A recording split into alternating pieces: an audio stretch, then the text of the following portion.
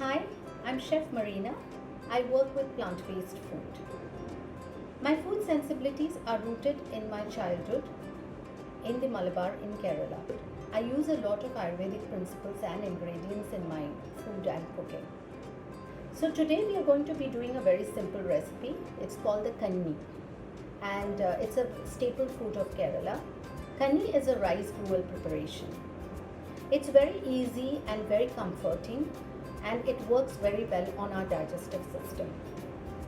So in Ayurveda, it's said that for any ailment, the first place that they address is your digestion. So now let's go ahead and see what is it that we are going to be doing with the kanni. So for this recipe, we are going to be using 1 cup of rice. I've washed this rice here, and ideally what is used in the kanni is like the red broken rice. See what you do. This is the red broken rice. This is the red broken rice. This of course I got from Kerala, but because of its fiber content and because it's unrefined, it's advisable to use the red rice. But if you do not have the red rice, you can still use the white rice. So now we have the rice that is soaked. So I'm going to be using my cooker here. I'm going to be putting this rice out here. Yeah. And then for 1 cup of rice, I've measured the water here. I'm going to be using 7 cups of water. So 7 cups of water is what I'm going to be using.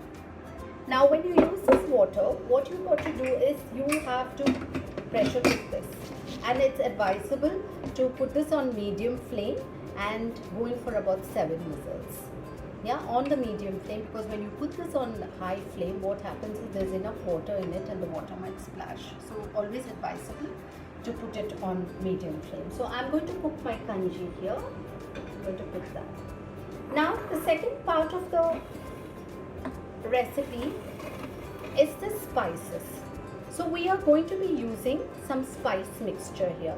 And the spices are used because it again aids in your digestion and just kind of, supports the immune system.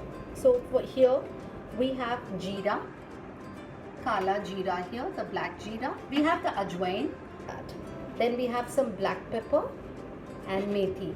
All these condiments that I'm going to be using, these are all what is going to be supporting your digestion. Here, just roast it for a little time on about low heat, and when you feel that the raw smell is gone, then cool it and then powder it. Now I have the powdered. Now for the sake of time, I've already made the kanji. Now this is how your kanji, the porridge, is going to look. We have the rice gruel. Now this is the kanji. This is how the kanji is going to be. Yeah. I am going to be adding a spoon. I'm going to be adding about half a teaspoon of this spice mixture into it. Now the spice mixture is a very interesting ingredient. Now that you've made the spice mixture, there are different ways that you can use this.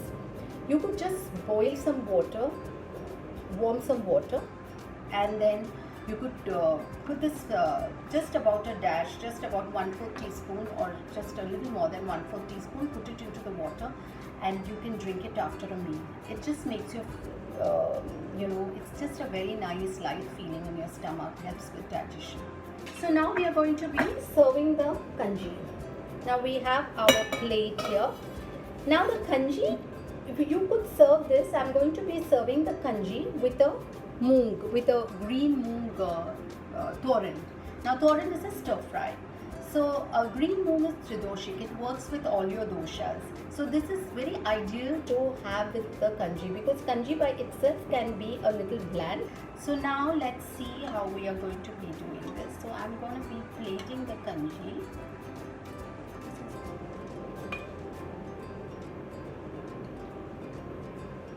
That's your kanji.